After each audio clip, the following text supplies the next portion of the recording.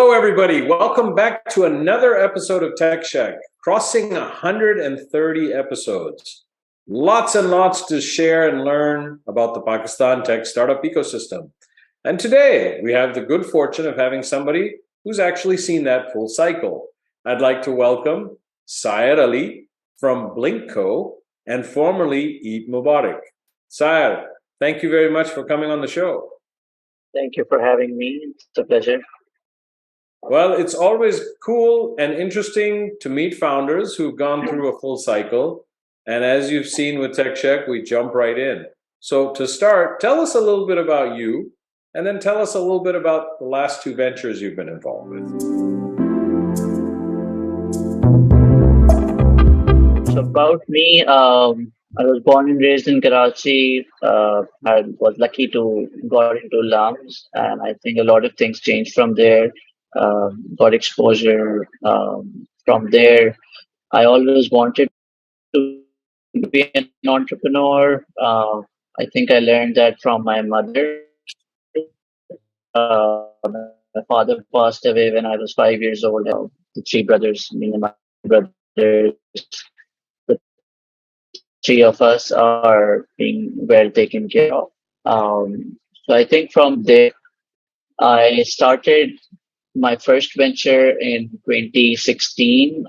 Very early, there were no VCs back then. It was a venue booking marketplace. I came across this problem myself. We had moved to Lahore by then, and my brother was getting married in Karachi. So we wanted to get information about event venues, and there was no directory, no platform marketplace that was available. So tried to solve that very early. There was no funding avenues. I realized very early that we cannot survive. It cannot take me on full time. So from there, I met Yusuf John and Heather, who is my now co-founder. And we started Eat Mubarak. Eat Mubarak was a food delivery marketplace. We competed with Food Panda. That was in 2018, early 2018, we started that company. And I think that's where I sort of got the full flavor of entrepreneurship. Big budget, I would say, from Pakistani standards. We raised around $2.5 million. We had a team of 150 enterprise employees, and we had 500 daily active drivers at our peak. We were working with 3,000 restaurants. We were working with almost all major chains in Pakistan, Domino's, Pizza Hut, McDonald's. So I think that really sort of gave exposure to me, experience to me of learning. And from there, uh, we so we went through a funding challenge. One of the VCs, we signed a binding term sheet, backed out last minute, and we were also seeing certain global trends. So based on that, we pivoted. We pivoted to Blink, where what we're running now since 20 May 2020, and Blink enables supermarkets and F&B businesses with their direct ordering channel. So in simple terms, we are Shopify for instant commerce use cases. So many major chains are our clients, such as Nando's, Dunkin', Baskin Robbins, IHOP, Applebee's. So yeah, we have clients in 5 countries, primarily in Pakistan. Recently, we have expanded into Saudi. We got our company incorporated there. We now have 3 full-time employees in Saudi Arabia. So expanding into and focusing on the GCC region. Excellent. Well, that's quite an interesting story, and no doubt one. I guess we try to encapsulate these stories in a couple of minutes, and there's a lot more to them. One thing that you mentioned, and that's I want to expand on that a little. So you've gone through a really interesting. You went through a metamorphosis, right? So you had Eid Mubarak, which was very successful initially, but then you ran into some challenges. Talk a little bit about that transition from Eid Mubarak to Blink. What happened, and how did you achieve that? I very clearly remember it was November 2019, and so we signed a term sheet in May 2019 for another $1 million. And the funds were supposed to be in our bank account by 1st August, and there was a delay from the investor, and we hit November. we were sitting in a room. We realized that okay, those funds are not coming. We are 150. We have a payroll of 150 people. Now what? So I think one thing. So like to cut the story short, like we had to lay off around 120 people almost within a week. We did that, and so that was the first part. That's where we focused. We made sure that all our colleagues have transitioned into different roles, and we fully leveraged our network. That was the first part, and the second part, we sat down and we knew that we weren't bad. We built like some good technology. We had a great team, and we shouldn't let go of it. And I think that's where I also believe that mentoring and having a senior person in our team, which was Yusuf John, like that played a very important role. He wasn't like a team member; he was chairman of our board. He still is. And I think that's where the maturity really helped us. And he said that it's part of the business. You meet Mhm. these challenges. I mean, for me, it was my first sort of dip that I was seeing. So he gave that courage. He said that just let's think about what else is there. We said that okay, our strengths are our technology that we have built, and he said that okay, what's next? And then obviously like most of the answers came from us because we were the foot soldiers, but he was able to show us that journey, and then I think we realized that okay, not everything is lost, and I think now we have 200 plus brands using our service. We raised another funding round with a major VC. So yeah, that's been the journey. No, that's fantastic. That is a great outcome.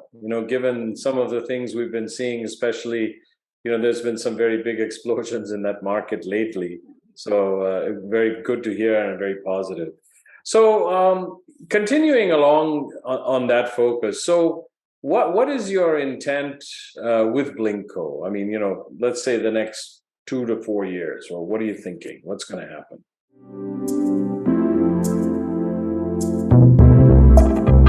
So I think so. So the reason why we came into this was that unlike other industries or unlike other segments where Pakistan is behind, I normally tell my investors and other people that Pakistan is way ahead of the curve when it comes to food delivery. And the Mm-hmm. reason for that is because we have already achieved a monopoly. So Right, Food Panda is pretty much a monopoly in Pakistan, which is not the case in most other developed markets. So you right. can totally see what happens when a monopoly is operating. So the commissions are going through the roof. Uh, they have there like all sorts of tactics are being deployed by the aggregator. So I think that is where we were able to foresee that when that happens, the the restaurants or the brands will rush towards building their direct ordering channel, Got it. at least to capture a major segment of their loyal customers, so that Hmm. for the repeat orders that they're getting, it doesn't make sense for them to pay 30% commission for their very regular customers. So that was what we were able to see back, and fortunately or unfortunately, like due to COVID, that sort of manifested within year 2020 and 2021 across the world. Because what Got it. happened was that now 80 or 90% orders became delivery orders. And then all the brands realized that we don't have our own customer data. We don't know who our customers are, and we are only dependent on the aggregators. So that really sort of picked up the trend. And now, I mean, so that was the history. Now what we are focusing on is that some of our partner brands, some of our customers have user data of 80,000 people, 100,000 people, 70,000 people. Now what? Um, so what we are focusing on is building a complete engagement platform for our brands. So it's not. So it started off as a quick commerce direct ordering system, but now it's a currently focusing on is a 360-degree customer engagement platform for any brand that has physical presence. So Understood. at the core of it is ordering, but on top of it is everything that can engage. So it could be loyalty, it could be QR codes, it could be payments, so that the entire ecosystem is captured. And I think the other direction that in terms of our geographical expansion, what we realized was that Pakistan is not the largest markets. It's not one of the largest markets. I mean, it's perhaps the fifth largest market as in terms of its population, but when it comes to this purchasing power or spending power, it's certainly well below. What we envision, and I think it also sort of we also got this idea in the last 1 or 2 years when we have been hearing about current account deficit of Pakistan and these problems. So we thought that okay, if like I don't remember any software company or any restaurant technology company in Pakistan raising $2 or $3 million before 2020, right? So we are in a unique position. So can and I mean I would say my team is one of the best teams that I have.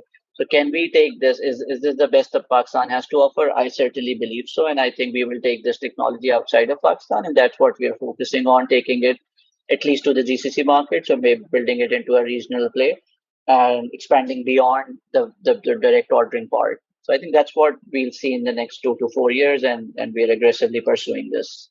Fantastic. No, it sounds very interesting. And, the fact that you've now established a beachhead in Saudi Arabia is good.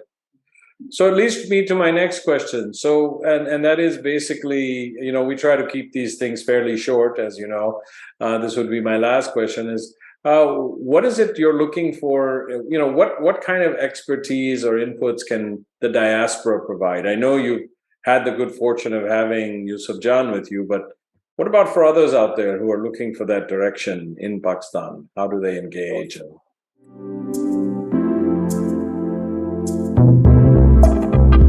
I think I've been a learner throughout my life, and I think a lot of things that we are doing have been done in different parts of the world. So whether journeys of Shopify, Toast, Olo. There's a company does something similar to what we do. So I mean, there's a lot of if there's any specific kind of diaspora who have worked there in those companies, I would love to pick their brains, learn from them, understand their challenges, how they solve them, and obviously, like every entrepreneurial journey is full of challenges, and we have faced certain challenges. A lot of these companies eventually moved towards fintech, and they started processing payments. So that is one of the other segments that we are very actively looking at and see how can we become. So Shopify is 50% or more than 50% revenues are coming from payment processing. So how that journey will be looking like. So I think very specifically. So for my general rule is for mentoring, I look for very specific knowledge. So I think that would be helpful. And for any venture funded founder, fundraising is always an ongoing challenge or an ongoing priority. So I think any help in those regards will be. I would love to have that, and would love to talk to people who can help us. And if there's anything we can help them with, if they run a grocery store chain or a restaurant chain, I mean, we would love to serve them with our technology. Fantastic. Well, first of all, Sair, thank you very much. Your story is very interesting and intriguing and keeps compounding what we keep saying about Pakistan. So thank you very much for coming on the show. You're welcome, and thanks for having me. And to our audience, as you can see, continuing to unpack amazing stories, unique individuals who are really trying to make a difference in that environment and making a push outside of Pakistan. So with that, please continue to like, share, and subscribe. We really appreciate your support. We're at 130 episodes now, and we don't plan to stop anytime soon. And with that, I bid you all Allah Hafiz.